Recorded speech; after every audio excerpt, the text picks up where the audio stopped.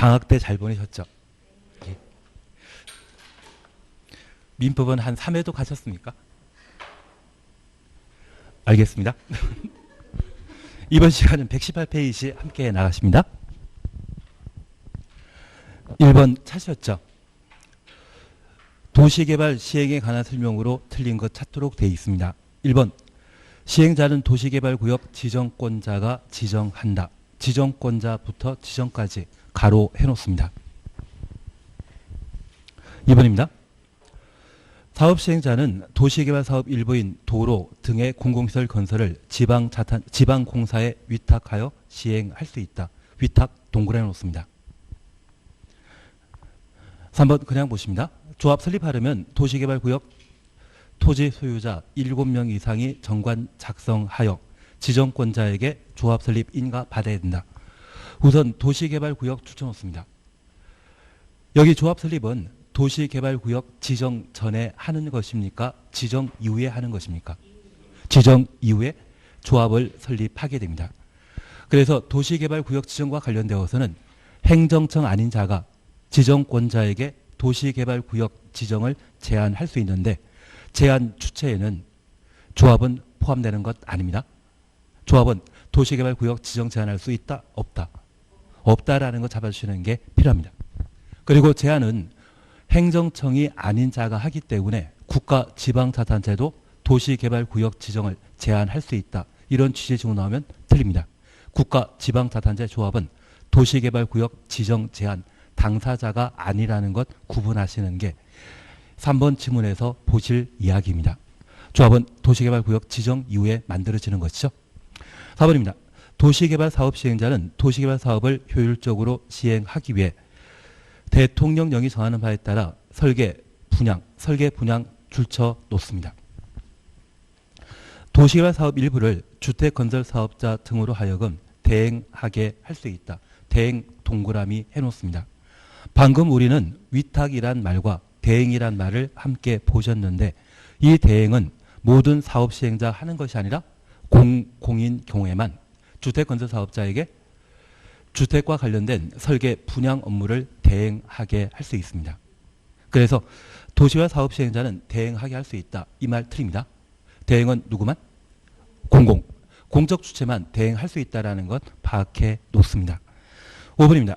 사업 시행자 도시개발구역에 대한 실시계획 인가 받은 후 2년 이내 사업에 착수하지 아니한 경우 2년부터 착수까지 가로 해놓습니다. 지정권자는 시행자 변경할 수 있다. 시행자 변경 요건으로서 이 착입니다. 그래서 답은 4번이 되게 되는데 시행자는 우리 시험에 꼭 나오더라고요. 그래서 우리 요약집 함께 봐놓습니다. 우선 요약집과 관련되어 56페이지 함께 봐주십니다. 개발계획 찾으셨죠?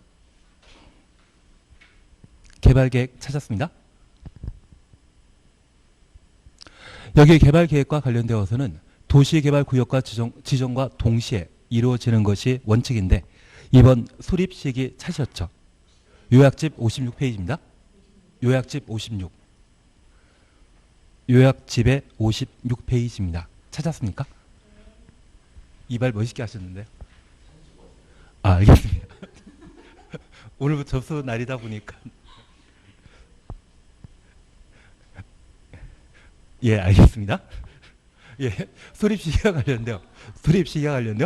동시에 수립하는 것이 원칙인데 이번 니은번 보시니 도시개발구역 지정 후 토지의 가격이 급등할 수 있는 녹관농자의 도시개발구역 지정 시에는 구역 지정 후 개발계획 수립할 수 있다는 것 확인해 놓습니다. 그리고 옆에 페이지의 내용과 관련되어서는 아무것도 없는 곳에 신도시 만들고자 한다면 개발계획 내용은 많아야 된다. 조금이다. 많아야 됩니다. 그래서 17개가 있는데 그 17개 중에 구역 지정 후 천천히 개발계획에 포함시킬 수 있는 것은 박수하면 임선입니다. 수립 기준과 관련되어서는 크게 신경 쓰지 않습니다. 그리고 양가 3번 환지 방식의 개발계획. 개발계획에는 사업시행 방식까지 반영하게 되는데 환지 방식으로 개발계획 수립하고자 한다면 토지 소유자 동의 받아야 되지만 국가 지방자치단체가 시행자인 경우는 동의 받을 필요 없습니다. 만약 정부 투자 기관과 지방공사가 시행자인 때는 토지 소유자 동의 받아야 된다는 것 확인해 주시는 게 필요합니다. 한 장 넘기십니다. 도시개발구역 지정권자에 관한 사항으로 국장이 도시개발구역 지정할 수 있는 것은 우리 알바천국 기억나시죠? 1002입니다. 그리고 중앙이 요청하거나 중앙이 제안한 때 국장이 도시개발구역 지정할 수 있다는 것 확인해 놓습니다. 지정 제한과 관련되어서는 크게 신경 쓰지 않습니다. 다만 우리 처리 기간 1개월, 1개월이라는 것만 눈에 익혀 놓습니다. 우리가 국토계획법에 도시군 관리계획 위반 제한 시에는 그 처리 기간은 45일에 1회 30일 범위 내 기간 연장할 수 있지만 도시개발구역 지정 제한 시는 1개월, 1개월입니다. 그리고 도시개발구역 지정 대상과 관련되어서는 면적과 관련된 요건 파악해 주시는데 주상공 도시개발구역으로 지정할 수 있는데 공업지역의 경우만 3만 제곱미터 이상이라는 것 확인해 놓으시고 보존녹지역을 제외한 녹간 농자도 도시개발구역으로 지정할 수 있는데 자연녹지지역과 생산녹지지역은 만, 비도시역의 경우는 30만 제곱미터 이상일 때 도시개발구역 지정할 수 있습니다. 특별히 주상공은 개발 용도이기 때문에 개발계획 여부에 관계없이 도시개발구역 지정할 수 있지만 녹간 농자를 도시개발구역으로 지정하는 때는 광역도시계획과 도시군 기본계획에서 개발 용도로 정해놨을 때 도시개발구역으로 지정할 수 있고 광역도시계획과 도시군 기본계획이 수립 없다면 자개, 자연녹지지역과 계획관리지역만 도시개발구역으로 지정할 수 있습니다. 나는 취계지 균형 기억난다? 취락지구, 개발진흥지구, 지구단위계획구역, 국가균형발전과 관련되어서는 면적 등의 요건 필요 없다라는 것 확인해 놓습니다. 그리고 일정한 절차에 따라 도시개발구역을 지정하게 되는데 100만 2번 나옵니다. 61페이지에는 주민 의견 청취와 관련된 공람과 관련된 사안으로 공람 또는 공청회 하는 것이 원칙이지만 도시개발구역의 면적이 100만 이상일 때는 공람 절차 거친 후 공청회 개최하여야 한다. 협의 찾았습니까? 국가계획과 관계되어 있거나 도시개발구역의 단위 면적이 100만 이상일 때 시도의사 대도시장은 국토교통부 장관과 협의하여 도시개발구역 지정한다. 확인되신 겁니다. 그리고 효과와 관련되어 도시개발구역이 지정되면 도시지역 및 지구단위계획구역만 의제되게 됩니다. 지구단위계획은 개발계획 내용 아니었죠. 지구단위계획은 어디? 실시계획 내용이었던 것 다시 한번 살펴놓습니다. 특별히 취지란 말 기억나십니까? 취락지구와 도시지역 외 지구단위계획구역의 경우에는 도시지역으로 의제하지 않는다. 그래서 취계지 균형이란 말과 취지를 각각 구분해 주시는데 취계지 균형은 도시개발구역 지정 요건을 생략할 수 있는, 배제할 수 있는 단위 취계지 균형이고 도시개발구역이 지정되면 도시지역 및 지구단위계획구역으로 의제하게 되는데 취지, 취락지구와 비도시지역의 지구단위계획구역은 도시지역으로 의제되는 것 아닙니다. 만약 시험에 취락지구를 도시개발구역으로 지정 고시하면 도시지역으로 결정 고시된 것으로 본다. 이 말로 하면 틀립니다. 취지는 도시지역 되는 것 아니죠. 한 장 넘기시면 도시개발구역 지정 해제에 관한 사항으로 동그라미 기억에 가는 개발사업이 완료되었을 때 도시개발구역 해제에 관한 사항으로 2번 차시였죠. 수용 방식이라면 공사 완료 공고 다음날 도시개발구역 지정은 해제된 것으로 보고 환지 방식의 경우는 환지 처분 공고 다음날 도시개발구역 지정은 해제된 것으로 본다. 이 2번의 경우는 환원에 관한 문제 없습니다.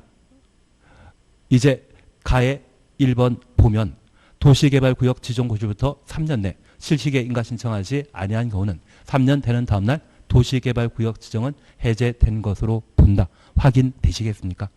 이런 경우는 종전 용도지역으로 환원된다라는 것만 구분해 놓습니다. 행여가에 대해서는 크게 신경 쓰지 않습니다. 우리 잘하고 계시기 때문에 나는 국토계획법의 개발행 허가 대상 기억난다? 국토계획법의 개발행위 허가 대상 기억난다?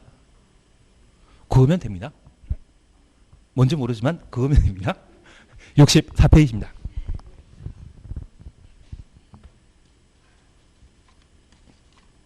네, 개발법은 한번 해놓으면 편하십니다.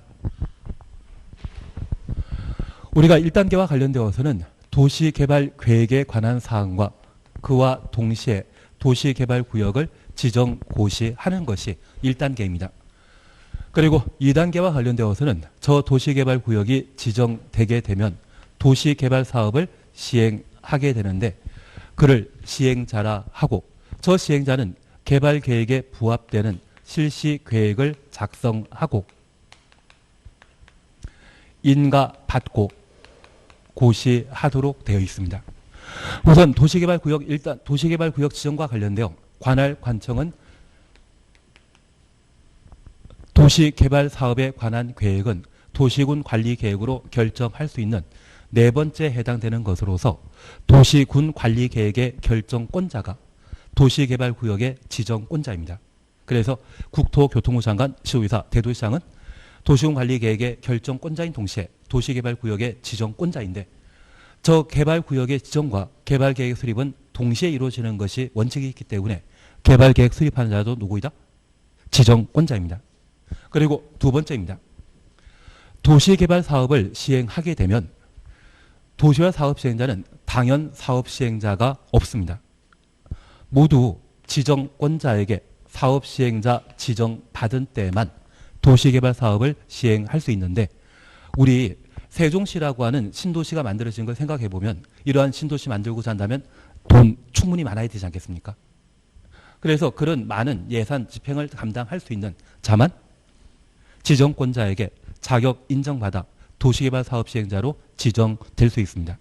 최근 정부에서는 3차 추경예산 집행했는데 이번 천재지변으로 4차 추경예산도 집행할 상황 같더라고요. 나라에 돈 지금 많다 적다? 없으십니다.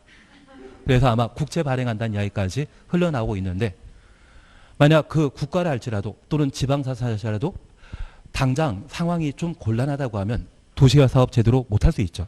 그래서 행정청이건 비행정청에 관계없이 도시개발 사업을 감당할 수 있는 능력이 있는지를 확인하고자 지정권자에게 지정받은 때만 도시개발 사업을 시행할 수 있는 것이 특징입니다.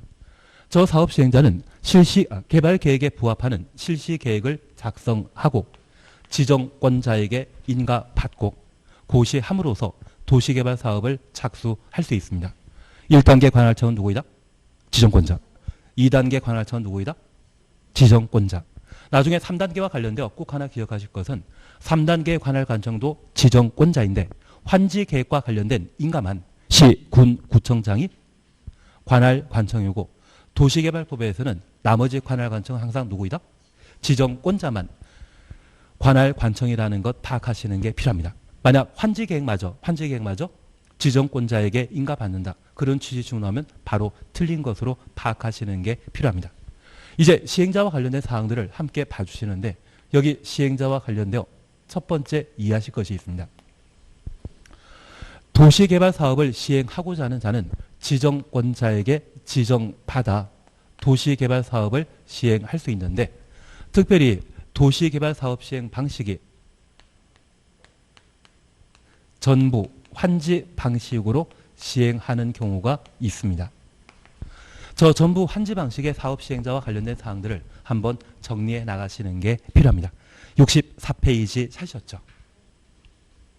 양가 1번 시행자 범위 찾으셨는데 끝에 보니 지정권자가 지정한다. 그 대상으로 1번 국가지방자치단체 찾으셨죠? 행정청이라 할지라도 도시개발 사업 시행하고자 한다면 그냥 시행한다? 지정권자에게 지정받아야 된다. 지정권자에게 지정받아야 됩니다. 하나 비교하실 것이 있습니다. 우리는 국토계획법 공부하시면서 도시군 계획설 사업을 함께 공부한 적이 있거든요. 그 도시군 계획설 사업의 사업 시행자는 누구이다? 입안권자가 담당하고 있는 것은 딱 세 가지였습니다. 지형도면 작성, 단기별 집행계획 수립, 그리고 도시군 계획설 사업 시행은 누가 한다? 입안권자가 합니다. 그래서 국가지방자치단체에 해당되는 입안권자인 때는 당연 도시군 계획설 사업 시행자이거든요. 그런데 도시개발 사업 하는 때는 국가지방자치단체를 할지라도 지정권자에게 뭐 받아야 된다? 지정받아야 된다.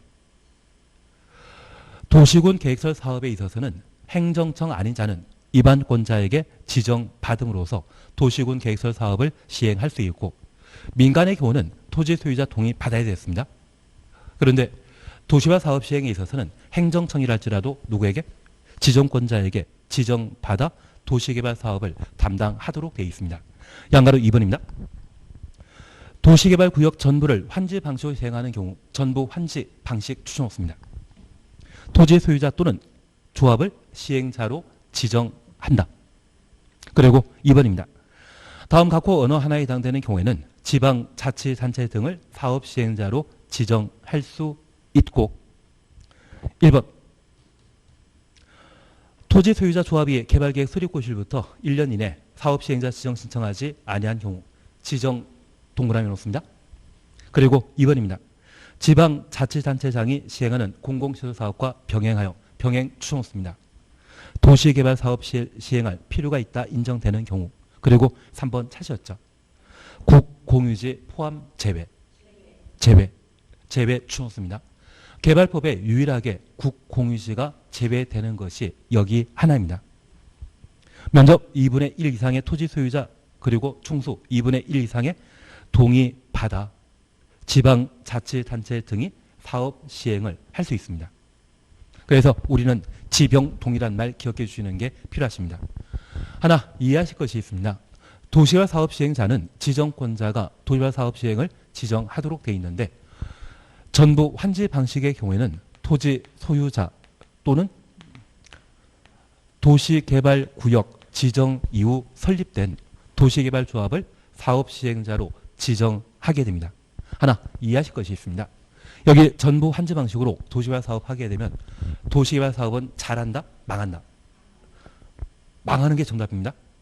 그러면 제가 피자 이야기 안 드려도 될 것 같은데요. 만약 우리가 한 5,000원씩 각출해서 피자를 시켰습니다.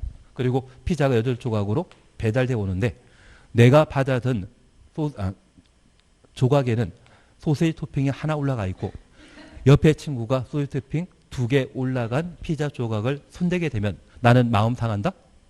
덤덤하게 받아준다.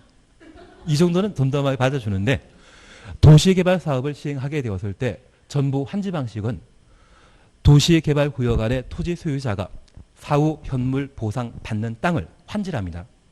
내 땅은 별 볼이 없는데 옆에 친구 땅이 대로변에 좋은 위치에 땅을 환지받게 된다고 하면 나는 마음 상할 수밖에 없습니다. 사실 세종시에 집 가지고 계신 분들은 요즘 한 달 사이에 기분 좋으실 겁니다. 국회의사당과 청와대 옮긴다고 하니까 집값이 2억, 3억 정도 올랐거든요. 그런데 옆에 공주나 천안에 계신 분들은 마음 상하지 않겠습니까? 그와 똑같습니다. 그래서 이 전부 환지 방식이라고 하면 도시개발 사업은 옆에 친구가 나보다 더 좋은 환지를 받는 것을 보게 되면 그냥 가만히 있지 못하고 소송을 제기하는 경우가 있습니다. 송사 3년이면 집안 망한다는 이야기도 있는데 가끔 재판이 5년, 6년까지 끄는 경우가 있거든요. 그러면 이 도시개발 사업은 제대로 진척이 안 될 것입니다. 그러면 이 도시개발 사업하게 되었을 때 많은 돈을 투자한 사람들이 있는데 그분은 분명 망할 상황이거든요. 그래서 땅 주인이 스스로 도시개발 사업하면서 망하는 것 스스로 감내해라. 그런 의미에서 전부 환지 방식의 경우는 토지 소유자 조합을 사업 시행자로 지정하도록 되어 있습니다. 잘 될 거라 지정한 것입니까? 망할 거라 지정하는 것입니까? 망할 거라 하는 것입니다. 취지 이해하신 겁니다. 역시 우리는 피자 안 먹어도 충분히 잘 알고 계십니다. 다음에 기회가 되면 제가 꼭 피자를 한번 같이 먹도록 해보겠습니다. 그런데 이런 전부 환지 방식인데 불구하고 지방자치단체 등을 우선 사업 시행자로 지정할 수 있습니다.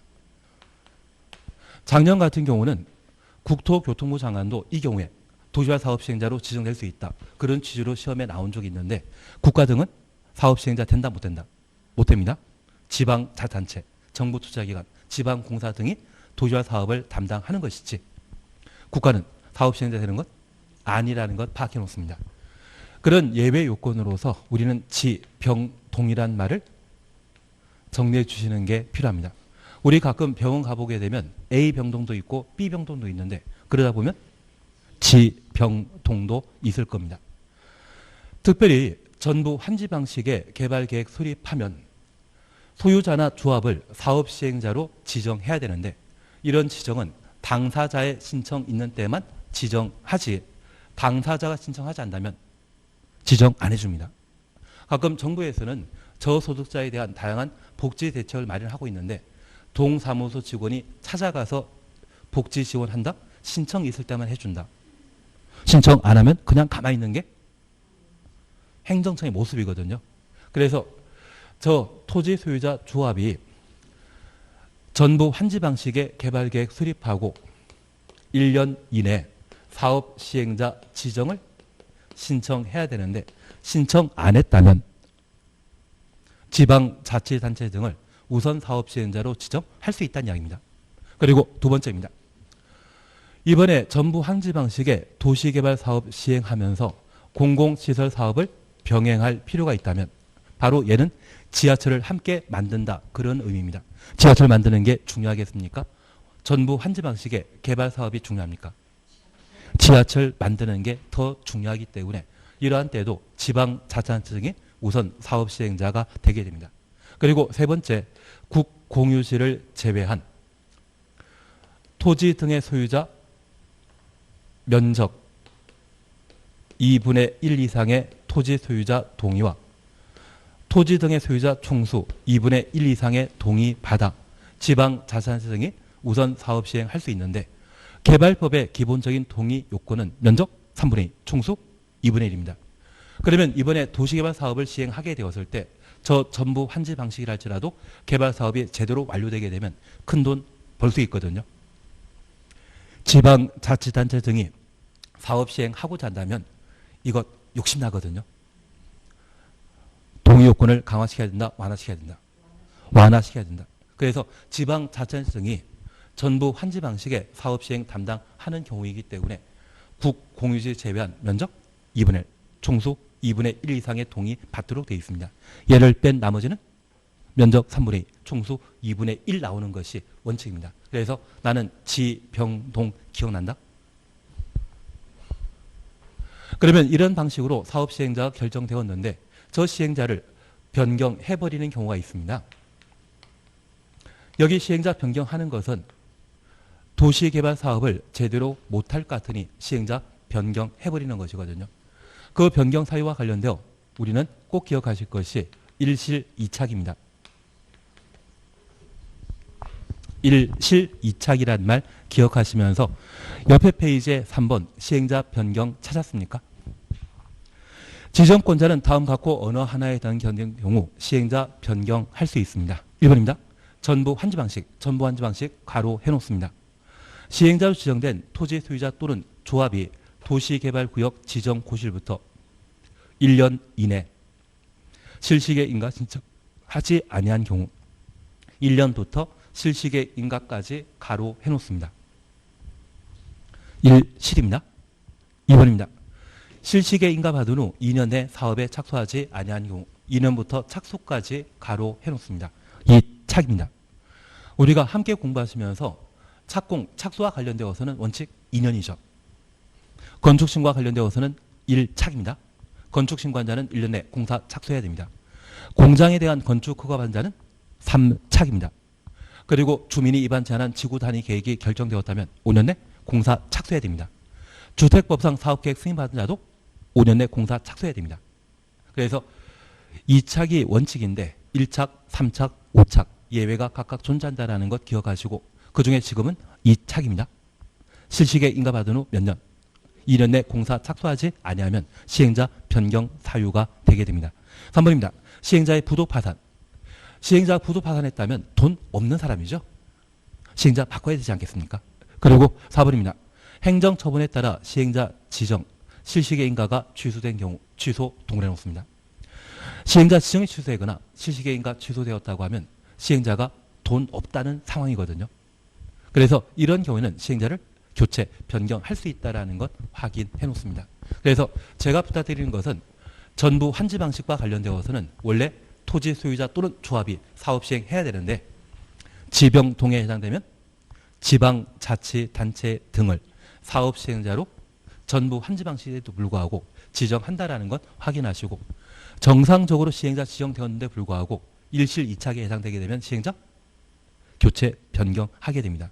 특별히 시행자 부도 파산했다고 하면 얘는 변경 사유이죠. 그리고 시행자 지정이 취소되었다. 실시계 인가가 취소되었다. 이 말 보게 되면 시행자 변경 사유에 해당된다는 것 눈에 익혀주시는 게 필요하십니다. 그리고 최근 열심히 나오는 게 대행, 위탁, 신탁이거든요. 우선 1번입니다. 공공사업 시행자는 공공사업 시행자 동그라미 놓습니다. 도시개발 사업을 효율적으로 실시하기 위해 설계, 분양 등의 도시개발 사업 일부를 주택건설사업자에게 대행하게 할 수 있다. 대행 주체는 누구이다? 공공이죠. 공공이 주택건설사업과 관련되어서만 주택건설사업자에게 맡기는 것을 대행이랍니다. 대행은 누가 한다? 공공이. 그리고 2번, 3번 묶어놓습니다. 시행자는 항만 등의 공공시설 건설과 공유수면 매립 업무를 국가 등에게 위탁하여 시행할 수 있다. 그러면 우리 철도 만드는 곳은 철도공사이거든요. 고수로 만드는 곳, 고수로 공사이거든요. 지하철 만드는 사업이 있다면 지하철 공사가 전문가일 겁니다. 그들에게 맡기는 것을 위탁이라 표현하게 됩니다. 그리고 3번입니다. 시행자는 도시개발 사업과 관련된 손실보상 업무 찾으셨죠. 손실보상 업무를 지방자치단체 등에게 위탁할 수 있다. 만약 시행자가 민간이었을 때 보상금 받아라고 하면 주민들이 그냥 잘 받아가겠습니까? 돈 더 달라고 하겠습니까? 돈 더 달라고. 그런데 공무원이 나서시게 되면 이건 나라에서 아주 훌륭한 일 하나보다 내 땅 그냥 바쳐야지. 그런 생각을 한 50년 전에 한 적이 있거든요. 요즘은 아니시더라고요. 그래서 그러한 토지 보상과 관련된 업무에 대해서는 공무원들에게 맡긴다. 그런 의미에서 지방자치단체 등에게 위탁할 수 있습니다. 그래서 모든 시행자가 누구에게? 공적 주체, 공공에게 일 맡기는 것을 뭐라 한다? 위탁이라 표현합니다. 그리고 4번입니다. 민간인 시행자, 민간 동그라미 놓습니다. 지정권자 승인 받아, 지정권자 승인 가로 해놓습니다. 신탁업자와 신탁계약 체결하여 도시개발 사업을 시행할 수 있다. 신탁은 민간이 신탁업자에게 일 맡기는 것을 말합니다. 다만 이때는 누구의 승인 받아야 된다? 지정권자 승인 받아야 된다라는 것 눈에 익혀놓습니다. 그래서 시행자와 관계된 사항으로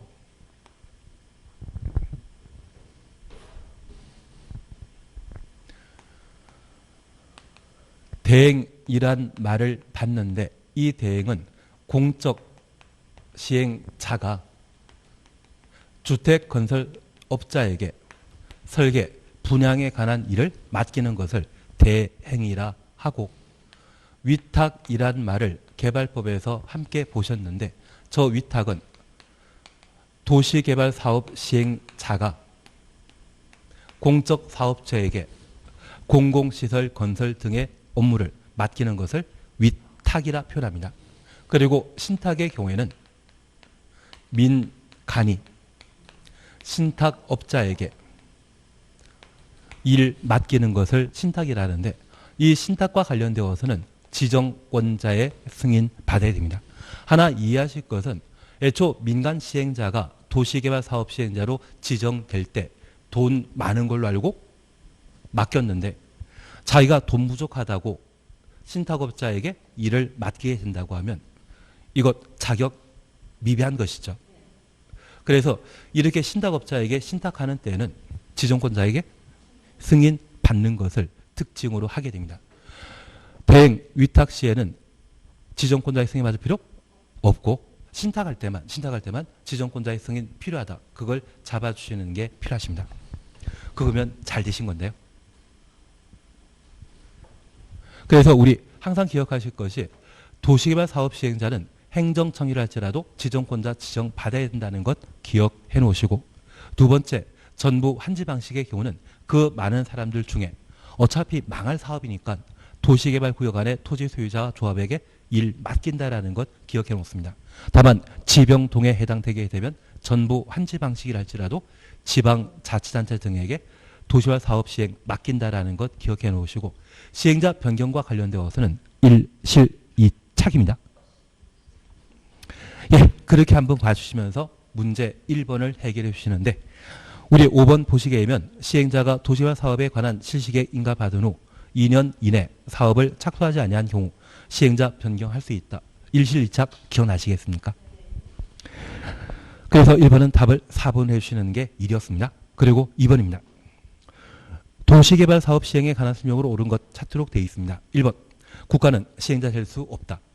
공법상 없다라는 질문 나오게 되면 19번 틀린 질문입니다. 그리고 2번 신경 쓰지 마십시오. 그리고 3번입니다. 지정권자는 시행자가 도시개발 사업에 관한 실시에 인가받은 후 2년 내 사업 착수하지 아니한 경우 시행자 변경할 수 있다. 2착은 시행자 변경 사유죠. 일실이착이란 말 다시 한번 기억하시는 게 필요하십니다. 그리고 3번입니다. 토지 소유자가 도시개발구역 지정 제한하는 경우 대상 구역 토지 면적의 2분의 1에 해당되는 토지 소유자 동의 받아야 된다. 지정 제한 시에는 면적 3분의 2 이상의 동의 필요합니다. 우리 도시군 관리계획 위반 제한에도 기반설에 대해서는 면적 5분의 4, 지산되는 면적 3분의 2. 똑같이 도시개발구역 지정 제한 시에도 원칙에 해당되는 면적 3분의 2 이상의 동의 받도록 되어 있습니다. 기만 5분의 4이고 지산되는 3분의 2. 도시개발구역 지정 제한 시에도 민간인 경우에는 면적 3분의 2 이상의 토지 소유자 동의 받아야 된다. 그 정도 확인해 놓습니다. 5번입니다. 사업체인 지방자탄체는 조성된 토지의 분양을 주택법에 따른 주택건설사업자에게 대행하게 할 수 없다. 공법상 끝에 없다 나오면 19번 틀린 지문으로. 이거 기출문제 패턴이거든요. 없다만 잘 찾아내도 정답 맞추는데 어려움이 없으실 겁니다. 3번입니다. 도시개발 지정권자가 시행자 변경할 수 있는 경우 아닌 것 찾도록 되어 있습니다. 나는 일실일착 잘 기억난다? 예, 1번입니다. 실시에 인가받은 후 2년 내 사업에 착수하지 아니한 경우. 2번 시행자 지정 취소된 경우. 3번 사업 시행자가 도시개발구역 지정 고지로부터 6개월 내 실시에 인가 신청하지 아니한 경우. 나는 1시를 기억하고 있죠. 정확하게는 전부 환지 방식으로 토지 소유자 조합이 실시계 인가 고시일부터 1년 내 실시계 인가 신청하지 도시개발구역 지정 고시일부터 1년 내 실시계 인가 신청하지 아니하면 그제서야 시행자 변경 사유가 됩니다. 그래서 일실이착이라는 말 다시 한번 기억해 주시는 게 일입니다. 그리고 4번 부도란 말 눈에 보이시고 실시계 인가 취소란 말 보시게 되면 얘가 시행자 변경 사유가 되게 됩니다. 예, 그리고 4번 조합에 관한 설명 드린 것 찾도록 되어 있습니다. 1번 그냥 지나가시고 2번입니다. 설립인가 신청하려면 도시개발구역 면적 3분의 2 이상에 해당되는 토지 소유자와 구역 토지 소유자 총수 2분의 1 이상의 동의 받아야 된다. 개발법의 기본적인 동의 요건은 면적 3분의 2, 총수 2분의 1입니다. 3번입니다. 도시개발조합 조합원은 조합 설립에 동의한 자로 한다. 도시개발 사업은 공익사업에 해당되기 때문에 강제로 조합원 되거든요. 그래서 찬성하건 반대하건 관계없이 도시개발구역 안의 모든 토지 소유자는 조합원이 되게 됩니다. 동의한 자만 조합원이 된다. 그런 취지라면 바로 틀린 것으로 해놓습니다. 그리고 4번입니다. 조합장인 이사가 자기를 위한 조합과의 계약이나 소송에 대해서는 감사 동그래 놓습니다. 조합을 대표한다. 자주 시험에 나온 지문이기 때문에 눈에 익혀놓습니다. 우리가 이렇게 잠깐 이해해 놓습니다. 도시개발조합이 도시개발 사업을 시행하게 되면 조합장이나 이사가 계십니다. 그런데 이 조합장은 도시개발 사업을 시행하게 되면 10년 정도 지나야만 전부 환지 방식의 도시개발 사업이 이루어지는데 이 조합장이 최소한 4번은 바뀌어야만 도시개발 사업이 제대로 완료됩니다. 만약 이분이 어떤 특정한 회사의 대표라고 하면 자기에게 이익되는 계약관계를 자기 회사에게 맡기려고 하겠죠. 그래서 이분이 테이블에 서 계시면서 이쪽에서는 조합장이고 이쪽에서는 법인의 사장님 입장에서 한 테이블에 서 계시게 되면 이것은 쌍방대리, 자기 계약과 똑같은 일이 발생되거든요. 그러면 도시개발 조합에는 도움이 되겠습니까? 나쁘겠습니까? 나빠질 수밖에 없습니다. 그래서 이 조합장이 자기를 위한 계약이나 소송 제기하게 되면 다른 사람이 조합을 대표해야 되는데 통상적인 조직에서는 이사가 대표하도록 되어 있지만 개발법에서는 누가? 감사가 대표하게 됩니다. 사실 이 조합장이 교도소에 끌려가시는 것은 보통 배임 횡령죄로 끌려가시는데 누가 배임 횡령죄를 신고하겠습니까? 감사가 아닙니다. 감사는 그냥 아무것도 모르게 합니다. 이사가. 그래서 이사를 항상 자기 사람으로 심어놔야만 조합장이 안심하고 10년 동안 일을 하실 수 있거든요. 그래서 나중에 내가 조합장이 되면 정비사업조합이나 도시발 사업의 조합장이 된다고 하면 꼭 저를 데려가십시오. 안 가게 만들어 드릴 수 있습니다. 괜한 이야기 들었습니다. 그리고 제가 알고 있길 예전에 잠실 쪽에 송파 쪽에 재건축 조합 하시던 조합장이 계시는데 그분은 40년 동안 조합장이 직함이셨거든요. 그동안 얼마나 많이 해먹었겠습니까? 그리고 자기가 하셨던 일이 있으면 총무이사를 하나 두시는데 그 총무이사가 자기가 다 먹은 걸로 해서 뒤집어 쓰고 들어가십니다. 그러면 대한민국의 4대 법무법인이 있거든요. 로펌이 있거든요. 그게 맡기면 한 1년에서 2년 정도면 풀려 나오십니다. 그리고 보통 1년에 5억 정도 주신다거든요. 저 1년에 5억 주시면 저도 항상 그냥 넘어가도록 하겠습니다. 그래서 우리가 잠깐 이해하실 것은 조합장의 예산은 한톡송이기 때문에 정비사업조합이건 도시개발조합이건 누가 조합을 대표한다? 감사가 대신한다라는 것만 파악해 놓습니다. 취지 조금 이해되시겠습니까? 조금 이따 또 하실 겁니다. 걱정하지 마십시오. 예, 그래서 이렇게 한번 봐주시는 게 필요하고 5번에 조합원 수가 50명 이상의 조합은 총회 권한을 대행하기 위해 대의원에 출 수 있다. 대의원에 출 수 있다. 가로만 해놓습니다. 도시개발조합의 대의원에는 필수 기구이다. 임의 기구이다. 임의 기구라는 것만 하나 확인하십니다. 그러면 얘를 토대로 잠깐 교재만 보십니다. 요약집 잠깐 찾아주십니다. 65페이지입니다.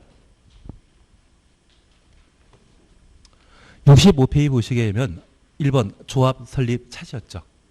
동남아 기억입니다. 조합 설립하려면 도시개발구역 안의 토지 소유자 7명 이상의 정관 작성하여 지정권자에게 지정권자 주어놓습니다. 조합 설립 인가 받아야 된다. 사실 도시개발조합을 제외한 정비사업조합이나 주택법의 지역, 직장, 리, 모den택조합의 인가권자는 시, 군, 구청장이거든요. 개발법만 누구? 지정권자. 시, 군, 구청장이 아니라 국토교통부 장관, 시도의사, 대도시장. 지정권자가 조합 설립 인가권자라는 것 확인해 놓습니다. 다른 법에서는 누가 조합 설립 인가권자이다? 시, 군, 구청장인데 개발법은 1단계, 2단계 관할 관청 항상 누구? 지정권자. 환지계획만 시, 군, 구청장. 나머지는 다 관할 관청이 지정권자여야 됩니다. 지정권자 대신 국토교통부 장관 하나만 나와 있으면 그 질문 틀린 겁니다. 개발법에서는 환지계획과 관련되어서만 시, 군, 구청장이 관할 관청이고 나머지는 항상 지정권자가 관할 관청이라는 것 구분해 놓습니다. 그러면 우리 잠깐 이해하실 것이 있습니다. 여기 조합 설립과 관련된 절차를 함께 보셨는데 이 조합은 도시개발구역 지정된 이후 도시개발구역 안에 토지 소유자 7명 이상이 도시개발조합을 설립할 수 있습니다.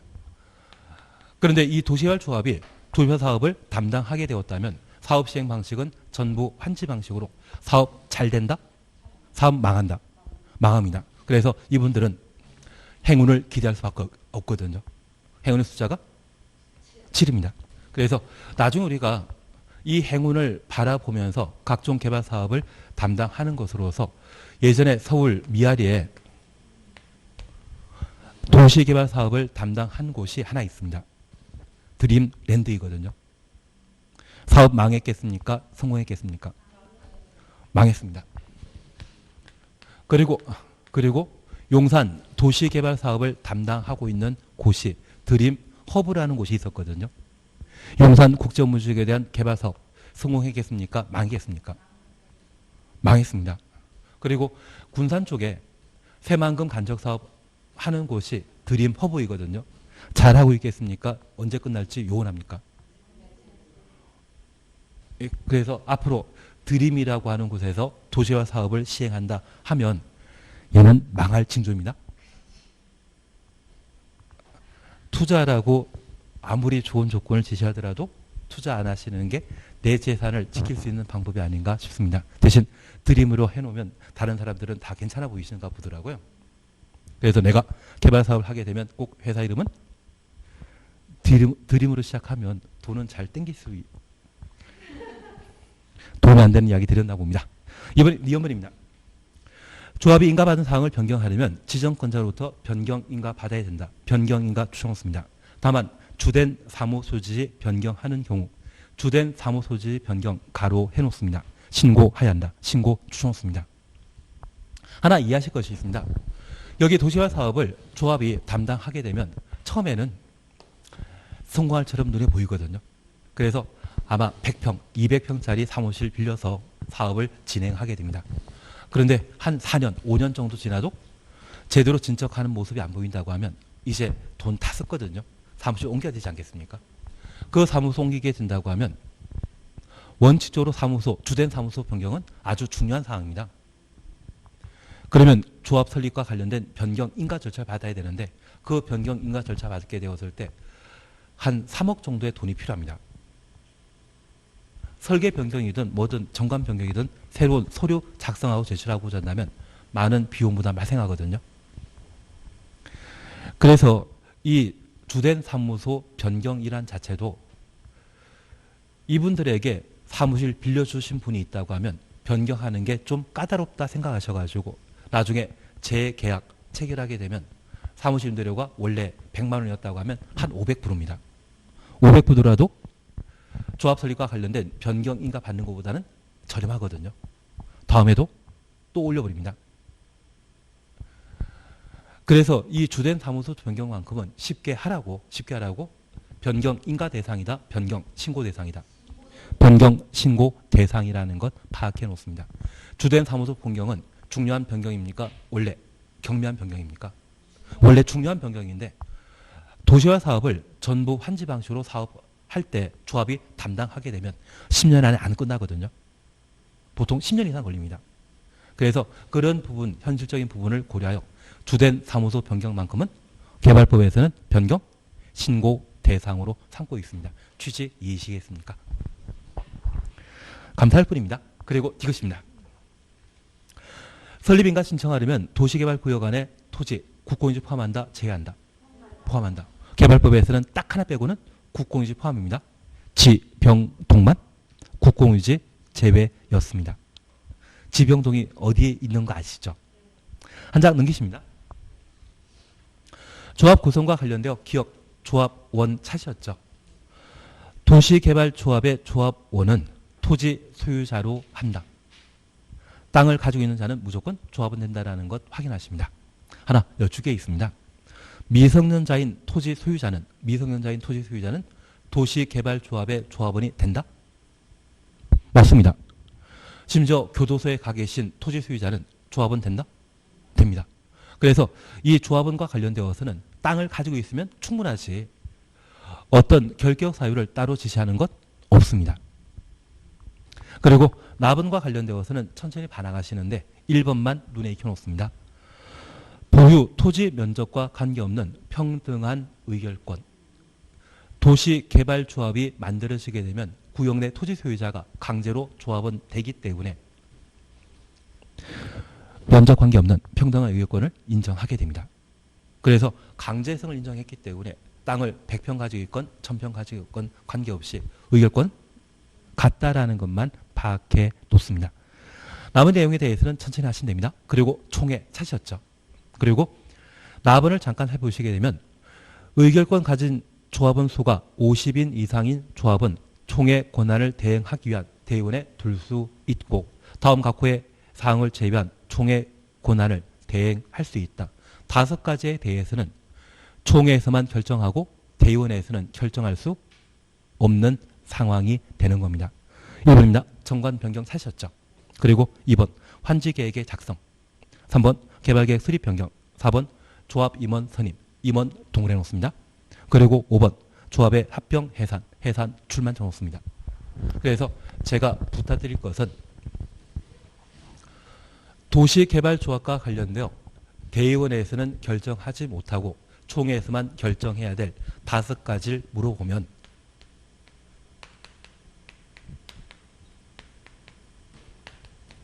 정한 깨임해로 대신하십니다. 그래서 요즘 안정환이라는 분 나오시는데 요즘 축구인입니까? 예능인이십니까? 계속 게임 하시던데요. 그래서 정하나? 깨임해. 이 말 보게 되면 얘는 총회에서만 의결할 수 있고 대의원에서는 결정할 수 없는 중요한 사항으로 파악해 놓습니다. 그래서 정하나? 게임해. 그중에 우리가 잠깐 기억하실 것은 임원 선임 해임과 관련되어서는 도시개발조합이건 정비사업조합이건 나중에 주택법상의 주택조합이건 관계없이 총회에서만 결정할 수 있지 대의원에서는 임원 선임 해임 못한다. 그것을 꼭 기억해 놓습니다. 그래서 만약 시험에 감사 해임을 대의원에서 결정할 수 있다? 총회에서만 결정할 수 있습니다. 감사는 임원이다 아니다? 한 4년 전인가 5년 전에 제가 정하나 게임을 가르쳤는데 시험에는 이사 선임 회의 나왔거든요. 나는 본 적 없다고 해서 안 가르친 게 시험에 나왔다고 막 우기시더라고요. 그래서 저도 더 이상 할 말이 없는데 우리는 안 그러실 거죠. 이사는 임원입니다. 그러시면 충분합니다. 예, 그 정도 한번 봐놓으시고 바로 디귿 임원 얘만 보고 쉬었다 하실 겁니다. 납은 봐주십시오.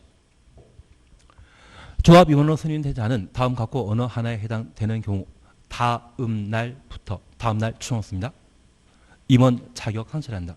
여기 빼고는 나머지 각종 조합의 임원은 당연 자격 상실이라 표현하는데 여기에서만 다음 날입니다. 그래서 1번 피성년 의견인, 피안전 의견인, 미성년자. 요즘 피성년 의견인 신청 당하신 분들이 회장님들이 몇 분 계시더라고요. 롯데도 한 분 계시고 한국타이어도 그런 이야기가 나오더라고요. 그러면 오늘 피성년 의견인 선임받았다고 하면 오늘부터 자격 상실한다. 다음날 자격 상실한다. 다음날. 그러면 오늘 받았다고 하면 24시까지 밀린 서류 다 사인해버리시면 그것 효력 발생하는 거죠. 이거 부당하지 않으십니까? 그런데도 아직 개발법에서는 이 제도를 계속 유지하고 있는 것은 시험에 내라고 이렇게 해놓은 것 같습니다. 다음날 자격 상실한다라는 것 파악해 놓습니다. 개발법을 제외한 나머지에서는 당연 자격 상실입니다. 여기만 다음날 자격 상실이라는 것 확인해 놓습니다. 그리고 다 지나가시고 조합장 등은 조합과의 계약이나 소송에 대해서는 감사가 조합 대표한다. 감사 대표라는 말 눈에 익혀만 주십니다. 잠깐 쉬었다가 해 나가십니다. 첫 번째가 너무 길었습니다.